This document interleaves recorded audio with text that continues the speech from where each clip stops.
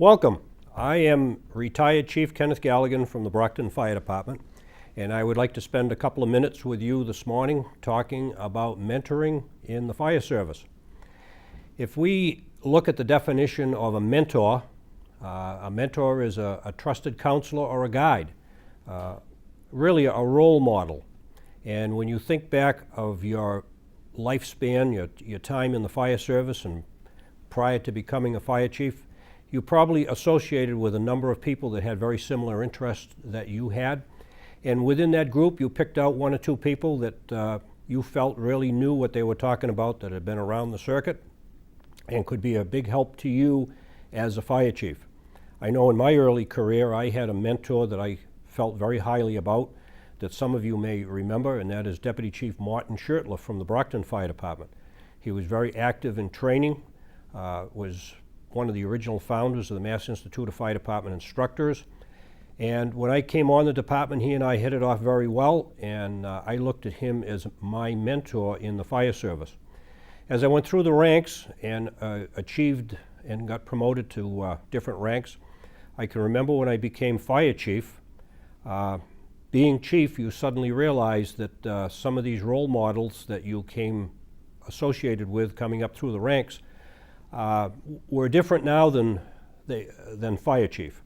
When you are the fire chief, you're pretty much out there by yourself, and you suddenly realize that you are in charge of running the entire operation as far as the fire department is concerned. It is very, very important that you get outside of your department and become friendly with and learn who your friends are in the fire service, particularly in the fire chief ranks. And I can remember very vividly when I got promoted to fire chief, I got a telephone call from retired Chief Tim Travis from the Whitman Fire Department. And he told me at the time, he says, you are going to get involved in the Fire Chiefs Association of Massachusetts. The meeting is tomorrow and I'm picking you up.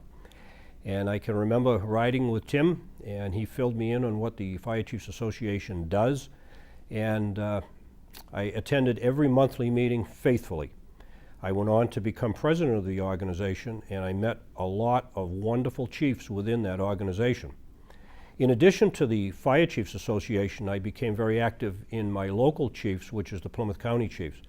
Those chiefs I dealt with on a daily basis, whether it be phone calls or whether it be responding on mutual aid calls. Those chiefs coming into my city, I going to their communities. We developed a first name basis relationship, and we respected each other's knowledge, and I think it was very, very important that when a chief crossed the boundary lines into another community, that you were actually coming into that community to mentor that chief. You didn't go into that community to take charge of anything, but it was nice to have somebody of a chief's rank to be near you, to whisper into your ear, have you thought of this, have you thought of that? So the local chiefs organizations were very, very important.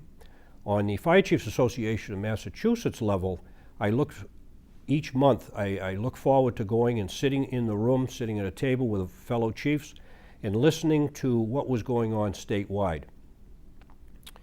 Oftentimes the conversation at the table was as equally as good as the conversation that was coming from the meeting itself, and also the ride to the meeting and the ride back. A lot of discussion went on about things that were pertinent to my area.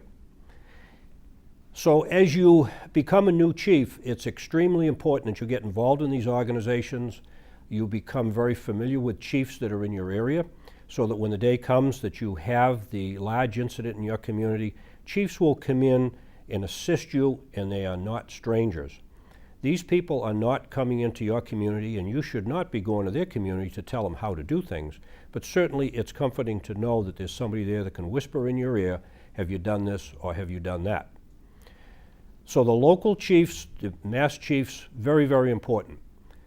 You're going to find that as you are alone in your chief's rank in your community, your position, there aren't an awful lot of people within your community that you can turn to for advice. I found that when I came up against some situations that were not familiar with me, I'd pick up the phone and call a chief that I had met at one of the meetings and have a conversation about how he handled a particular situation.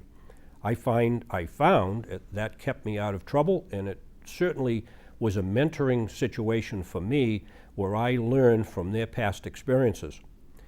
If you flip the coin on mentoring, and you look at what happens after you have been a chief for a number of years, you will find then that people will be calling you for your thoughts and your direction on how to handle various situations.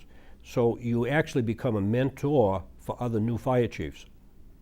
It's kind of unique when you think about it that as a chief, if you've been a chief in a position for a while, you have gained an awful lot of knowledge that probably you don't even realize that you have until people start asking questions about various situations that they're experiencing.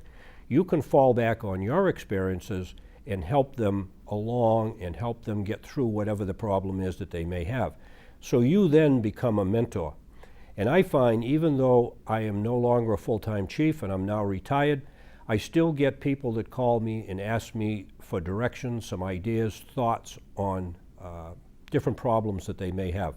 So you will be a mentor whether you're active or whether you're retired. I would encourage any chiefs that are new to certainly get out of their community, go out, meet their local chiefs, become active in these organizations, so that when you're having a problem, you can feel as though you can pick up a phone, or you can call a chief and go out for breakfast, go out for lunch, and sit down and have a discussion over a cup of coffee or a meal about a situation that you're faced with. You will find that in most cases, the situations you're faced with as a new chief, many other chiefs have faced the same situation. And you will find that there are certain chiefs out there that you're going to feel very comfortable with, that you can open up with. If you have a problem and you keep it to yourself, sometimes these things can escalate to the point where it's very difficult to find a good resolution. And sometimes the resolutions aren't what you're looking for.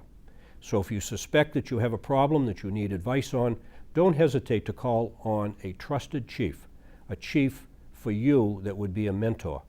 I have found it very helpful in my career, and the reason I'm here today is to encourage you to take that experience, become friendly with your chiefs, attend the local meetings, and don't hold problems to yourself. Share them with your fellow chiefs, and you will be much more comfortable as chief, and you will get to enjoy a good retirement. Thanks.